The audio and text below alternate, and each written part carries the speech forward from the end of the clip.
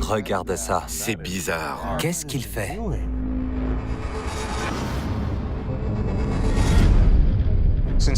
Depuis l'aube de la civilisation, on lève les yeux vers le ciel. C'est celui-là le plus vieux, 1200 avant Jésus-Christ. Vraiment? Et en se demandant s'il y a quelque chose qui nous regarde de là-haut.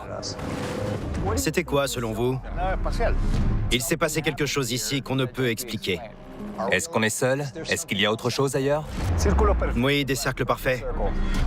Malgré des milliards de dollars et des millions d'heures passées sur la question, malgré l'investissement des plus grands esprits de notre temps, pourquoi la NASA au Chili?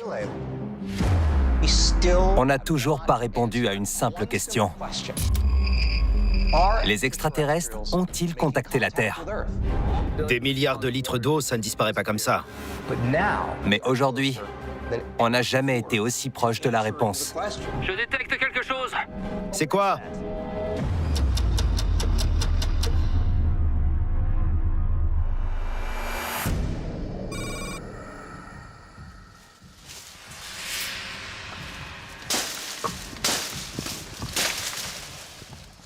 Cuidado aquí. Faites attention, Mira, no se van a resbalar, ¿eh? marchez sur les pierres. Loin dans la jungle de Rio Blanco, au Mexique, Objetos acá, en esta zona. Il dit que c'est ici que les ovnis ont été signalés. On peut voir? On peut entrer? l'agent de renseignement du corps des Marines Nick Carnesi et la journaliste et astrophysicienne Sarah Credas enquêtent au cœur d'un profond ravin, où les signalements d'ovnis sont monnaie courante depuis des siècles. Regarde ça. C'est incroyable. Une série de données reliant des signalements d'ovnis à des séismes anormaux a mené les enquêteurs jusqu'aux ruines d'une ancienne civilisation. On voit encore toutes les gravures. Ce sont des peuples anciens qui ont gravé tout ça. Il y a peut-être des milliers d'années. Toutes les pistes nous ont menés jusqu'ici, dans la jungle de Rio Blanco. Qu'est-ce que cet endroit de si spécial? Qu'est-ce que la jungle a à voir avec ces signalements?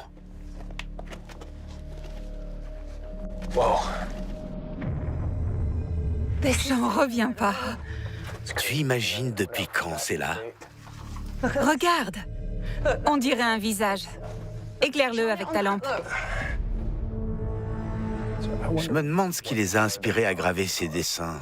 Son visage est plutôt allongé. Ça ressemble un peu à un alien. C'est incroyable. Regarde. C'est quoi? Regarde. Il manque toute une partie. Sur cette autre aussi, il manque un morceau. Et un autre derrière moi. Bizarre. Ouais, il y a plein de morceaux manquants. Ouais, on le voit bien là. Sans ce morceau manquant, le dessin aurait continué ici. Et puis ici aussi, je pense.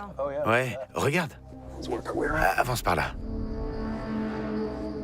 Sur les parois, on a des gravures dont on a clairement enlevé des pans entiers. Qu'est-ce qui se passe ici? C'est bizarre. Je me demande si Venancio sait ce qui s'est passé. Venancio, pourquoi est-ce qu'il manque des fragments aux gravures qu'on a là-dedans? La gente lo vandaliza y las corta y se las lleva y las vende en el mercado negro. Pourquoi? Les gens emportent des pans entiers de gravures parce qu'il y a tout un marché qui rapporte. Especialmente las piedras de alienígenas. Surtout les pierres extraterrestres. Qu'est-ce qu'il entend par les pierres extraterrestres? Ce sont des sculptures uniques qui représentent des extraterrestres et également des soucoupes volantes. On a beaucoup de gens de l'époque moderne qui disent avoir vu des ovnis ici. Et si ce qu'ils ont vu correspond à ce qu'ont vu les gens des temps anciens, il est possible que les réponses qu'on cherche se trouvent juste là, sous nos yeux, et depuis des siècles.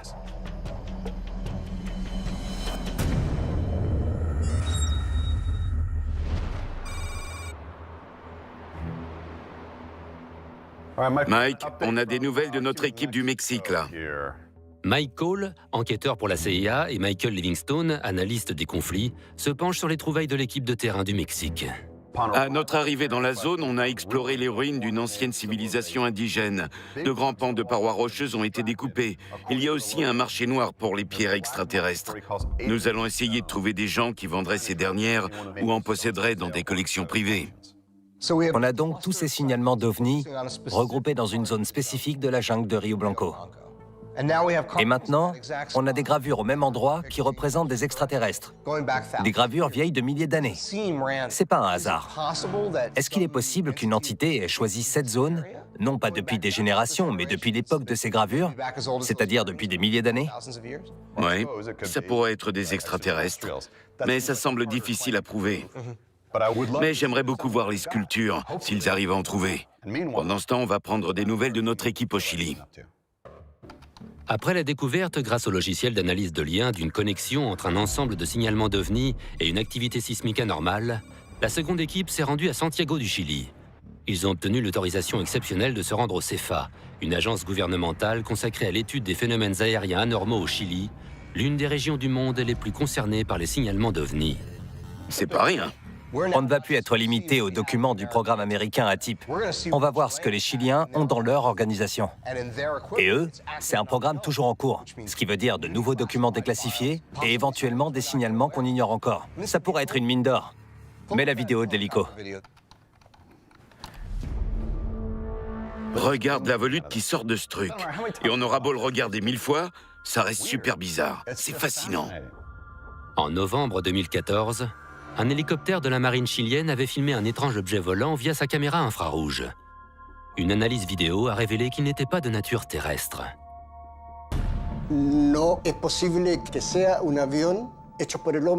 C'est l'une des vidéos les plus singulières. Et c'est la plus difficile à expliquer qu'on ait vue.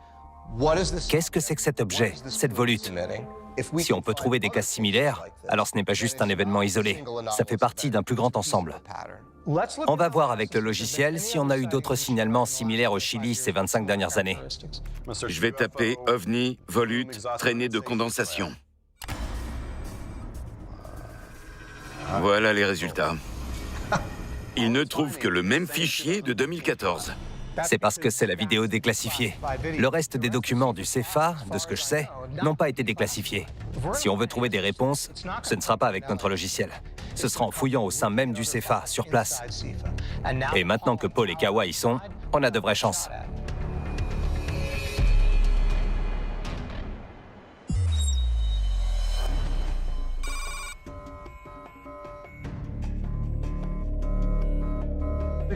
Les gars, dès qu'on voit quoi que ce soit qui semble intéressant, on prend note, on fait peut-être lire à Thomas et on cherche des tendances, des récurrences. Paul Biban, journaliste d'investigation, et Kawa Mallet, béret vert spécialisé dans les renseignements, se plongent dans les archives fermées du CEFA et dans ses 20 dernières années d'enquête sur les ovnis. Le bâtiment abrite des milliers de documents non divulgués et inaccessibles au logiciel d'analyse de liens. Le CEFA, c'est la zone 51 du Chili. Et aussi fou que ça puisse paraître, chaque cas non résolu et toujours ouvert se trouve ici. Et il est très possible que la preuve d'un contact extraterrestre se trouve dans ces dossiers. Un vol commercial mentionne une lumière vive. L'équipe cherche un cas similaire à la vidéo de l'hélicoptère chilien de 2014 afin de déterminer s'il s'agit là d'un événement isolé ou faisant partie d'un plus grand ensemble. Il y a de quoi faire. C'est un signalement d'OVNI extraordinaire, parce qu'on nous a confirmé qu'il n'était pas d'origine humaine. Donc si on peut trouver des cas identiques ou similaires, peut-être qu'on pourra comprendre ce que c'est. J'en ai un autre, des pilotes d'un vol commercial qui pensent avoir vu quelque chose, mais il n'y a pas beaucoup plus d'infos. Il y a eu un souci avec l'avion? Oui.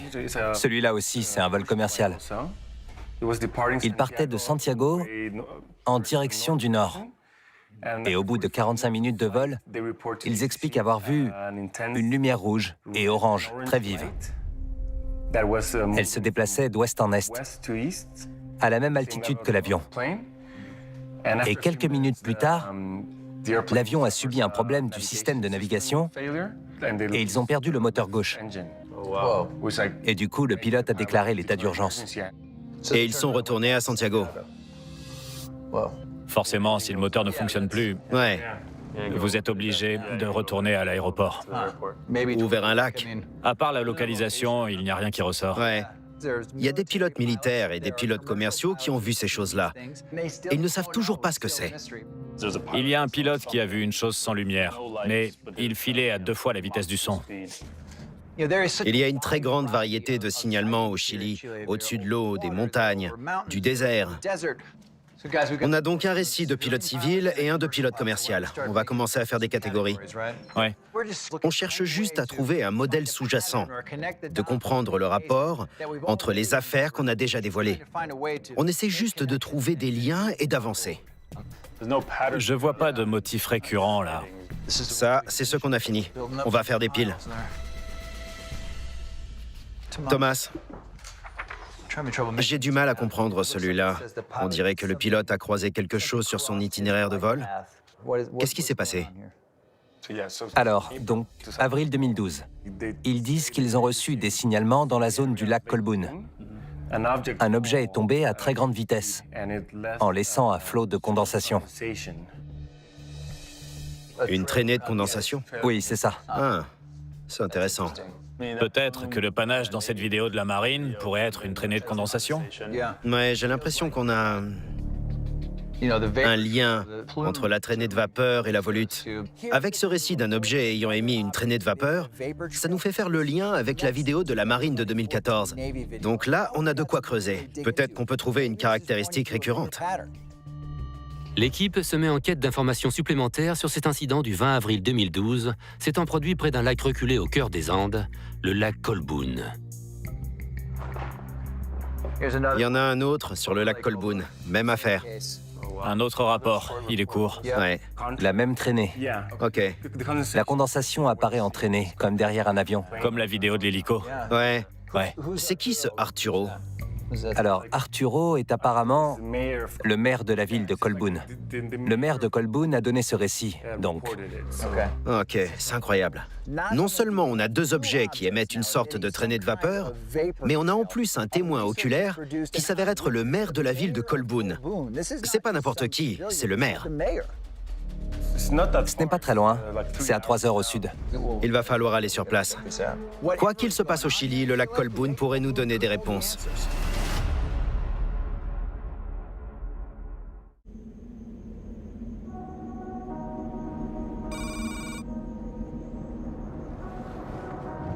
On voit qu'on arrive vraiment dans les montagnes. Ouais. Paul et Kawa s'enfoncent dans les Andes pour se rendre au lac Colboon, où le 20 avril 2012, de nombreux témoins, dont le maire de la ville de Colboon, auraient aperçu un étrange objet planant au-dessus du lac. Est-ce qu'il y a eu d'autres observations qui n'ont pas été signalées? Est-ce qu'il y a une activité supérieure là-bas à ce qu'on a vu jusqu'ici? C'est aussi ça qu'il va falloir se demander. Ouais. Est-ce que les gens ont vu d'autres choses? Est-ce que c'est relativement commun, ce genre de choses, ici, les signalements d'OVNI? Et puis, t'as raison, c'est pas un signalement d'OVNI normal pour le coup, donc c'est crucial de parler au maire. Ouais. Parce que, en tant que représentant, normalement, il en sait plus que beaucoup de gens au sujet de sa ville, du lac et de la communauté. Ouais. Il doit être compétent. Oui, c'est bien qu'on puisse lui parler. Oui. Et j'espère qu'il pourra nous aider aussi sur le contexte de cet événement et nous dire si ça se produit souvent. Il y a eu beaucoup de signalements étranges ici, au lac Colboon. Donc, on a organisé un entretien avec le maire pour voir s'il peut nous éclairer un peu sur ce qui se passe ici. Je pense que c'est lui. Paul, enchanté. Thomas. L'équipe fait la connaissance d'Arturo de la Maza, maire depuis de nombreuses années, via leur interprète Thomas. Quelle taille fait ce lac? ¿Qué tamaño es este lago, así, a grosso modo?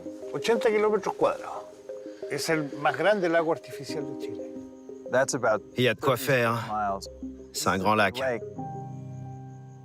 Arturo, on a trouvé un rapport du CFA sur une expérience que vous avez vécue au lac Colboon. Vous nous racontez? Estaba durmiendo en un velero que tenía yo. Il dormait dans un bateau, ici sur l'eau. Y a las 2 de la mañana estaba de día claro. Sí, C'était comme en plein jour. más claro que ahora. Il faisait plus jour que maintenant. Subí a cubierta y ¿de dónde viene la luz? Y el objeto estaba a unos 200 metros de acá. Mucho más grande, mucho más grande. C'était bien plus grand qu'une maison, et ça avait la forme d'une toupie. C'était l'été, donc il y avait pas mal de gens autour du lac. Il y a au moins une centaine de personnes qui ont été réveillées à ce moment-là, à cause de la luminosité. Arturo, c'était quoi selon vous? Un ovni, nave espacial. Un ovni? Oui, un genre de vaisseau. Yo diría que sí. Ahora, esto pasó flotando después, O sea, sobre el yate y en esa dirección. Ni ruido, ni viento, nada. Todo silencio absoluto, sino que estaba como una taza de leche. Y después que el objeto se fue, el agua bajó. Vous parlez de l'eau au niveau de votre bateau ou bien de l'eau de tout le lac? que todo el nivel del lago en general Como que sacaron agua. is like Comme s'ils avaient pris de l'eau. and the Et le lac a baissé. Tout le lac? Le lendemain, il a remarqué au ponton que l'eau était descendue de 20 cm. 20 cm.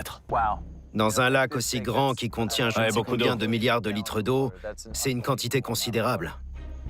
Au dire du maire, le niveau de ce lac de 80 km² a baissé de 20 cm du jour au lendemain. Une disparition de plus de 9 milliards de litres d'eau ou 4000 piscines olympiques.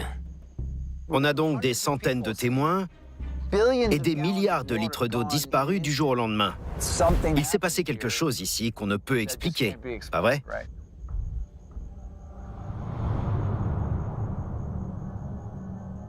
En plus des récits de témoins oculaires, les registres hydrologiques locaux confirment la baisse de 20 cm du niveau de l'eau.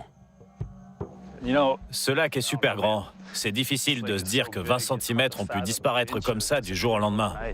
Non, c'est énorme, ça représente des milliards de litres. C'est un volume d'eau considérable. Ça me fait dire qu'il doit y avoir une explication naturelle, non? Il a dû y avoir une perte au niveau du barrage, ou une brèche qui s'est formée quelque part, qui sait? J'arrive pas à comprendre.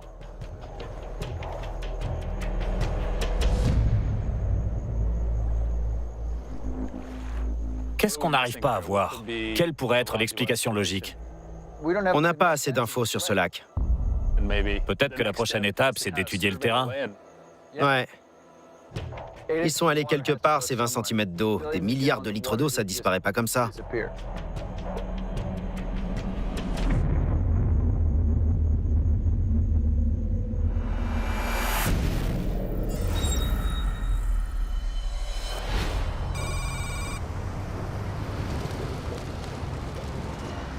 L'adresse est juste là.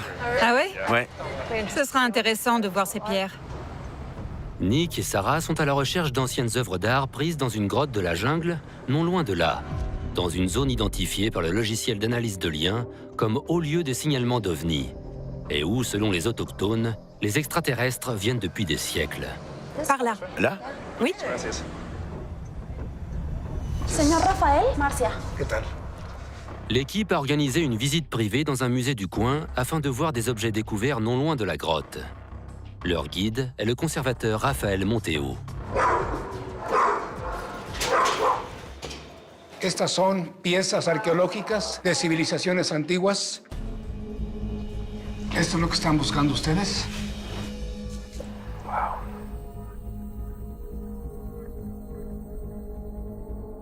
Quelle civilisation on a là? ¿Qué civilizaciones son? Olmeca, Totonaca y Maya. Quel est le plus vieil objet? À quand il remonte? C'est celui-là le plus vieux. Il date de 1200 avant Jésus-Christ. Il a un crâne allongé, de longs yeux et 4 doigts à chaque main et à chaque pied. Je peux toucher? On dirait un guerrier. Puede que sea un guerrero. Para ella puede llegar a ser un guerrero. ¿Será? Puede ser, pero yo más le voy al aspecto religioso. Possible, mais c'est quand même probablement religieux. Wow. De quelle civilisation il s'agit si ça date d'il y a 3000 ans? ¿Cuál es la civilización de este artefacto? Cultura de Tlatilco, Tlatilco. Tlatilco. 1200 antes de Cristo. 1200 avant Jésus-Christ. Comme vous le voyez, on a là des silhouettes qui pourraient être humaines, mais pas tout à fait. Et celle-ci, c'est quoi? Elle est en pierre de jade. Et on voit clairement que ce ne sont pas des traits humains. Cráneo alargado, Un crâne allongé, ojos alargados, de grands yeux, en amande. son extraterrestres. Mais nous savons que certaines cultures antiques exagéraient les formes humaines. Sí, miren, como prueba de ello, aquí tenemos otra pieza. En haut, on voit un individu qui a des yeux en amande, de petites narines, une petite bouche. Et en bas, c'est un être humain, et on voit que les traits sont différents. Llamaría ser de otro mundo. C'est incroyable. Este es maya y pertenece al mismo periodo y se ve un humano normal. Voici un autre exemple de la culture maya. On voit là l'image d'un être humain. Et celle-ci appartient à la même culture et à la même période. Mais on voit que les traits sont exagérés et qu'il y a une différence entre les deux représentations. Este ser de otro mundo. Je peux voir? ¿Lo puede ver? Claro, gracias. Oui. C'est quel type d'os? Humano. Humain. Vraiment? Ce sont deux statuettes mayas de la même époque, et regarde comme elles sont différentes. C'est très allongé. C'est pas humain. Je suis d'accord. C'est bien distinct. Ce qui me fascine le plus, c'est que cette représentation n'est pas juste maya. Elle date de 3 époques différentes qui montrent la même chose. Que son seres de otros mundos, extraterrestres. Toutes les données nous ont menés jusqu'à cette grotte. Puis jusqu'à ces statuettes de multiples civilisations qui ont été récupérées dans cette zone et qui semblent représenter des extraterrestres. De voir ça sur des objets qui datent d'avant notre ère, c'est énorme pour notre enquête. On a une récurrence qui traverse les siècles. C'est peut-être la preuve d'un contact.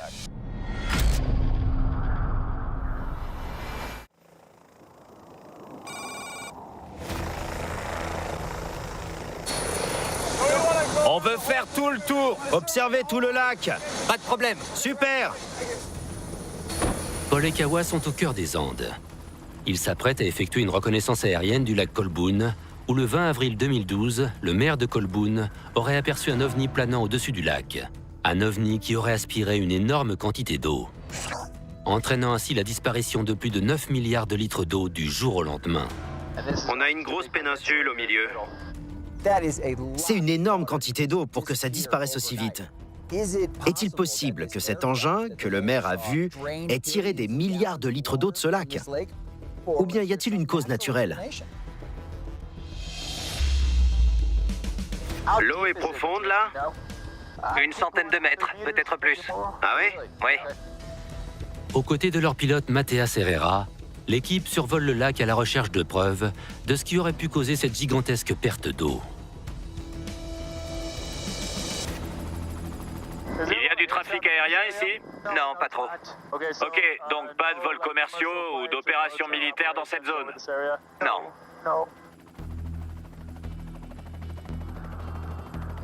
Les rives ont l'air intactes. J'ai rien d'étrange de mon côté. Ouais. Voilà le barrage. On a une bonne vue sur le déversoir principal avec la turbine. Avant la reconnaissance aérienne, l'équipe a contacté la centrale hydroélectrique de Colbún, qui leur a confirmé qu'aucun écoulement volontaire ni aucune dégradation du déversoir n'aurait pu causer cette baisse du niveau de l'eau. Je n'ai rien vu qui ait pu faire partir une telle quantité d'eau. Je vois rien non plus.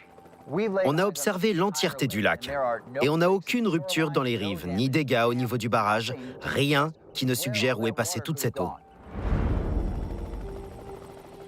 C'est quoi sur la droite?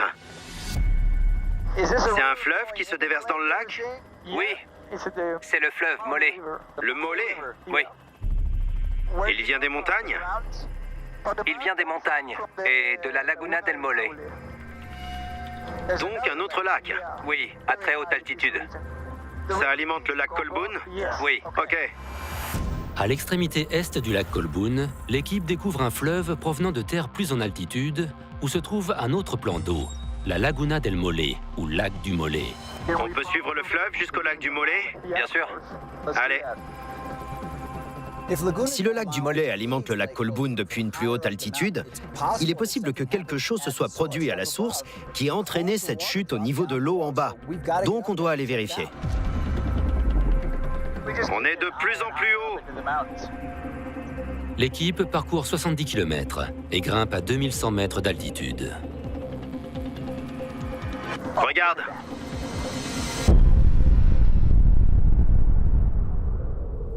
La Laguna del Mollet. C'est un grand lac. On dirait même qu'il est plus grand que le lac Colboon. Regarde ça. Ouais, les terres sont arides. On se croirait sur Mars. Les eaux de ce lac descendent jusqu'au lac Colboon? Oui, c'est la source principale. Si c'est la source du lac Colboon, ça pourrait expliquer ce qu'on cherche. Ouais, si quelque chose se passait ici, ça affecterait le lac Colboon. On devrait se poser et trouver quelqu'un à qui parler. Absolument. Ce que je me demande, c'est si la cause de cette énorme perte d'eau du 20 avril 2012 pourrait venir de ce lac du Mollet plutôt que du lac Colboon. Il faut trouver quelqu'un qui connaisse ce lac et qui puisse nous donner des réponses.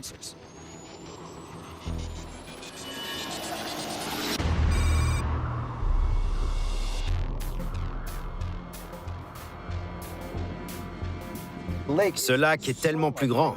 Regarde ça. Ouais, c'est énorme. Énorme. Paul, Kawa et leur interprète Thomas retrouvent Francisco Cardillo, un propriétaire de ranch qui travaille sur les rives du lac du Mollet depuis des décennies. Hey, ¿qué tal? Hola.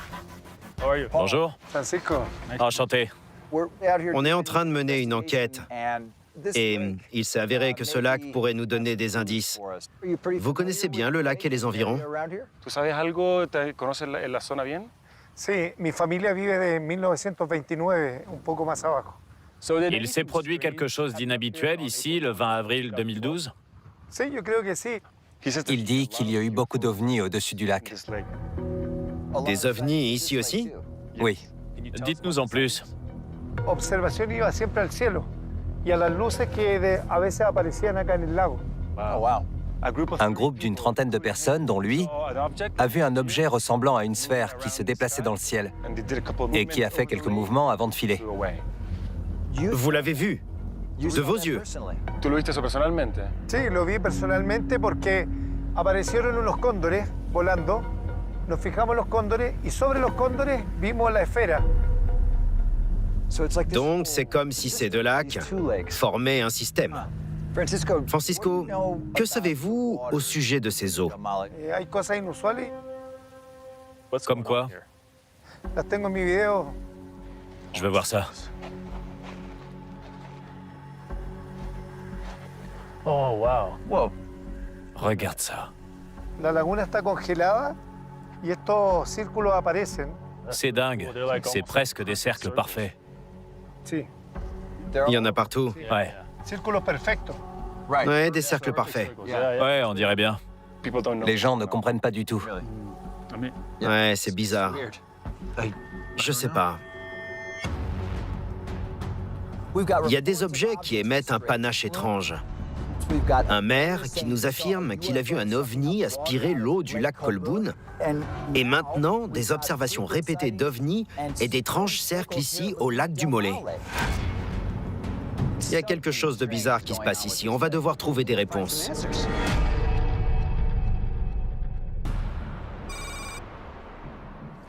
L'équipe du Mexique a envoyé des photos.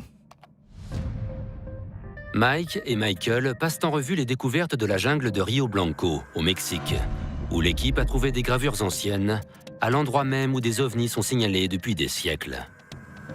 On n'a aucun moyen d'authentifier ces objets. Mais si on accepte le fait qu'au moins certains d'entre eux sont réels, inspirés d'observations d'ovnis très anciennes, si on ajoute à ça le fait qu'on a tout un ensemble de signalements dans cette partie précise de la jungle de Rio Blanco, alors ça ne ressemble plus à du hasard. Ça apparaît comme la preuve de quelque chose de bien plus grand. Certaines de ces représentations pourraient être tout à fait authentiques. Et si c'est le cas, ça nous laisse deux possibilités. Soit elles sont nées de l'imagination de ces peuples antiques, soit ils ont vu des choses dans la jungle de Rio Blanco. Cette localisation est très importante pour l'enquête. Mais je ne sais pas encore trop en quoi. On doit continuer de creuser. Il se passe quoi ensuite au Chili? Mike et Michael se concentrent à présent sur l'autre équipe de terrain, au Chili, où le maire de Colboon a signalé l'absorption de 9 milliards de litres d'eau par un ovni. Des milliards de litres d'eau qui disparaissent du jour au lendemain. Je vois pas comment c'est possible.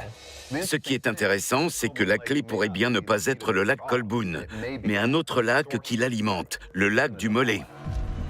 Après une reconnaissance aérienne, l'équipe a découvert que le lac Colboon était alimenté par un autre lac plus en altitude, dans les Andes, le lac du Mollet. On le voit sur la vue aérienne, là. Le témoin que notre équipe a interviewé parle d'une activité inhabituelle dans la zone. Et en hiver, on a d'étranges formes circulaires dans la glace. Qu'est-ce qui se passe dans ces lacs au Chili? Cherchons dans le logiciel les lacs de la région et les changements de niveau d'eau. Activité étrange, niveau d'eau, lac et Chili.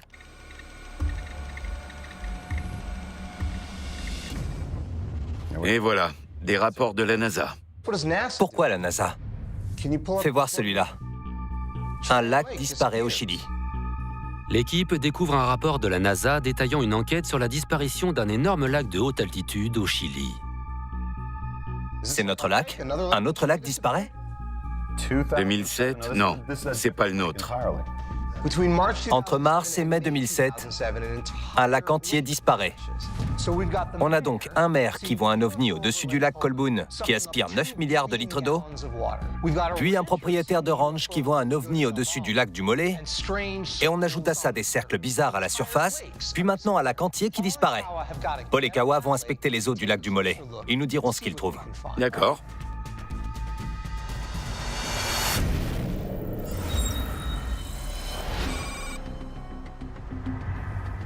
Salut, Ça va? Paul et Kawa se préparent à mener une enquête plus poussée du lac du Mollet. Une équipe d'études aquatiques se joint à eux, équipée de bateaux semi-rigides et d'une technologie d'imagerie thermique.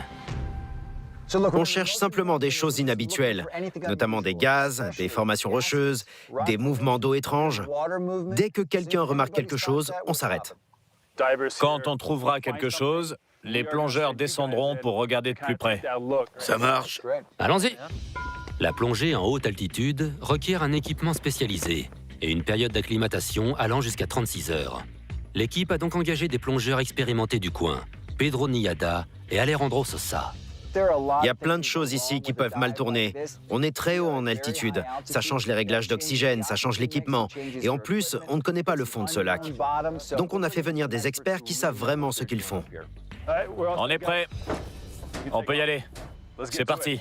Bien.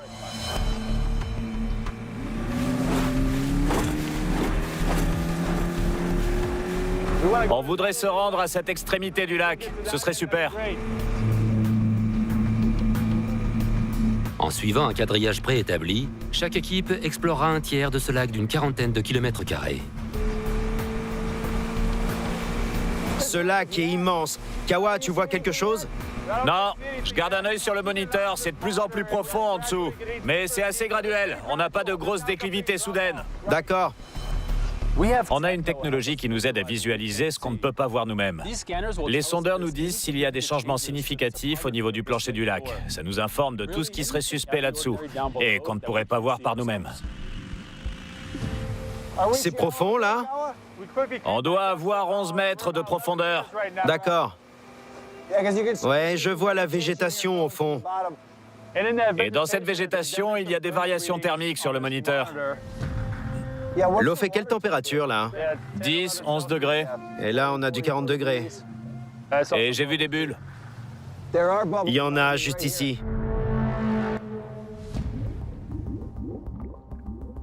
On a plein de choses bizarres qui se produisent à un endroit précis du lac. On a des différences de température qui semblent extrêmes et des bulles dont on ne connaît pas du tout l'origine. On va s'ancrer à cet endroit. On se prépare. On est bon. Les plongeurs se préparent à descendre dans l'eau, afin de trouver ce qui pourrait être la cause de cette activité inhabituelle. On est en liaison radio, donc on peut se parler. Vous me direz ce que vous voyez. D'accord, allez.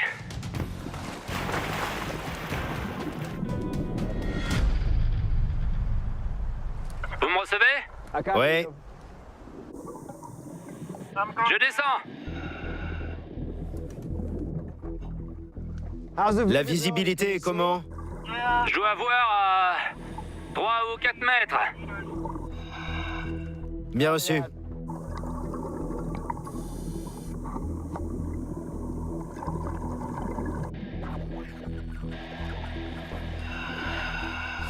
Vous voyez le fond? Je suis juste au-dessus des algues. L'équipe de plongée atteint le fond du lac à une profondeur de 10 mètres.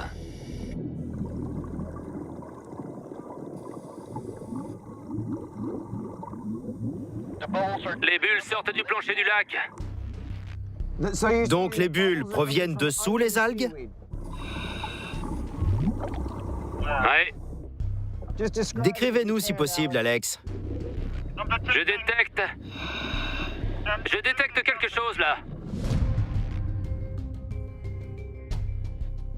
Mais encore. Une sorte d'appareil. Vous le remontez? Ouais.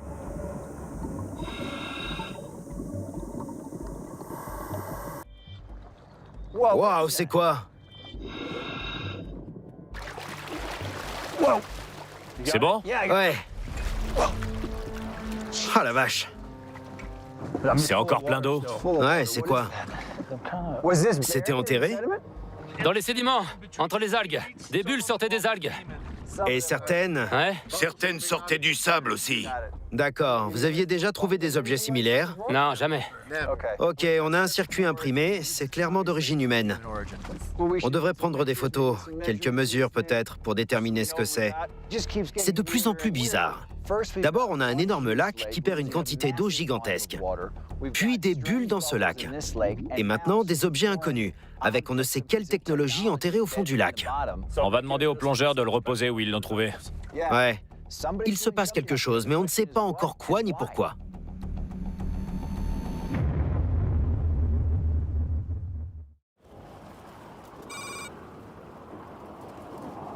C'est là, au coin?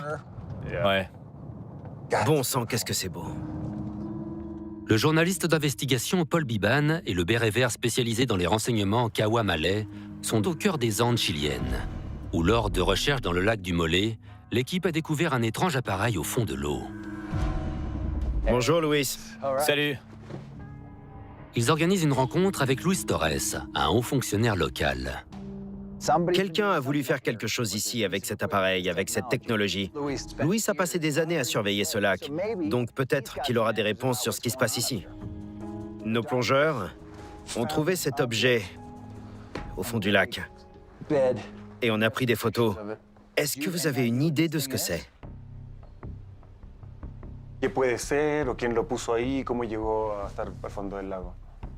Vous aviez déjà vu ça? Donc il dit qu'il le reconnaît, il l'a déjà vu. Des chercheurs les ont installés à différents endroits du lac. C'est un instrument scientifique? Pourquoi il y a des mouvements?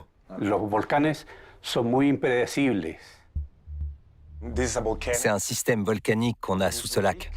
Tout ça, c'est un volcan? Oui. Un volcan actif? C'est ça qui génère du mouvement au niveau du sol. Et c'est aussi ça qui génère les bulles et autres perturbations qu'on a aperçues dans l'eau. Ok. Donc on a passé la journée sur un volcan. Et on n'en savait rien. Bon, ok. Ça fait froid dans le dos. Ça fait partie d'un système d'avertissement? Cet appareil? Oui, cet appareil qu'on a remonté. Est-ce qu'il est là pour avertir, par exemple, d'une montée de magma ou autre? Este track factor vendría siendo como un sistema para advertirnos de que se viene algo, como un sistema de advertencia. Exactamente. El magma lo tenemos acá a 5 kilómetros hacia el interior. Puede ser mañana, pasado o 5000 años. Ça semble dangereux. Ouais. C'est pas le genre d'endroit où traîner. Non. Il s'avère que tout ce temps-là, on se trouvait au-dessus d'un énorme volcan actif qui pourrait entrer en éruption à n'importe quel moment. Mais pourquoi on attend de signalements d'OVNI dans le coin? Est-ce que ce volcan a quelque chose de particulier? Luis, vous savez si c'est inhabituel, toute cette activité volcanique et sismique dans le coin? Vivimos en una zona de muchos volcanes. Alrededor de 130 centros eruptivos donde existieron emanaciones de material. Il y a 130 sites d'éruption. 130 sites au Chili ou bien 130 sites ici? Alrededor de la laguna. Dans la zone du lac. Wow. A raíz de los estudios que se hicieron, la parte central de la laguna es la que se está deformando. D'accord. Tous les signalements d'OVNI que nous avons suivis nous ont menés jusqu'à cet endroit. On a étudié l'eau de ce lac et il s'avère que le lac est entouré d'une centaine de points chauds volcaniques et que c'est en fait l'épicentre de toute l'activité volcanique de la région.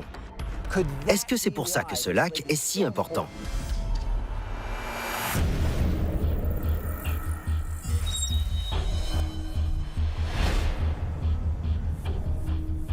Il est considéré comme l'un des volcans les plus dangereux de la région.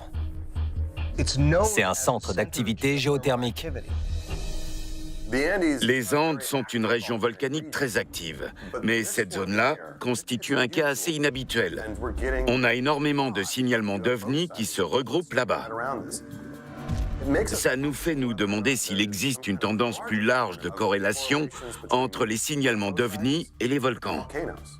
Donc on va entrer OVNI, signalement d'OVNI, volcan... Activité volcanique sur les 20 dernières années. 20 ans, oui, et tout pays.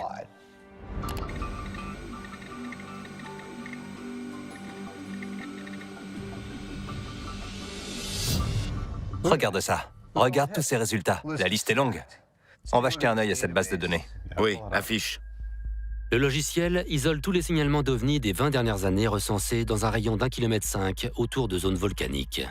On a des signalements d'OVNI reliés à des volcans partout dans le monde. Mexique, Hawaï, Salvador, Italie. 3 des résultats sont du Mexique, du même volcan. 3 des premiers résultats sont de mystérieux signalements aux abords du même volcan au centre du Mexique. Le pic d'Orizaba. Affiche-en un. C'est quoi ce truc? Il continue de bouger. Ouais. Qu'est-ce qu'il fait? Ça, c'était bizarre. Je vais le remettre. On dirait un météore, non? Mais ça s'arrête et ça plane au pied du volcan. C'est rare qu'on ait ce genre d'image. C'est une très bonne vidéo, une sacrée vidéo. Mais je me dis, après tout, ça pourrait être un insecte juste devant la caméra. Ou un drone avec un dispositif lumineux pourrait donner cet effet. Ça bouge très vite pour un drone. Mais ce qui est très intéressant, c'est que ce volcan qu'on a sur la vidéo est situé vers Rio Blanco. Où il y a tous ces signalements. Oui. Les signalements d'OVNI se regroupent dans la jungle de Rio Blanco depuis des siècles. Mais maintenant, on pense savoir pourquoi. Cette jungle est toute proche d'un énorme volcan, le pic d'Orizaba. Est-ce que les volcans pourraient être le centre de tout ça, le lien de toutes ces activités? On a donc des vidéos, des signalements dans différentes cultures et différents pays, partout sur Terre. Et le point commun, ce sont les volcans. Qu'est-ce qui se passe?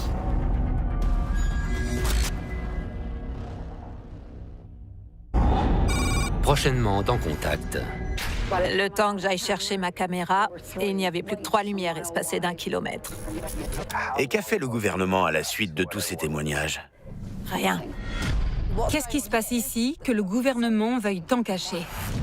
Il y a plusieurs témoins qui ont déclaré avoir vu quelque chose s'écraser. Reste à savoir ce qui s'est passé.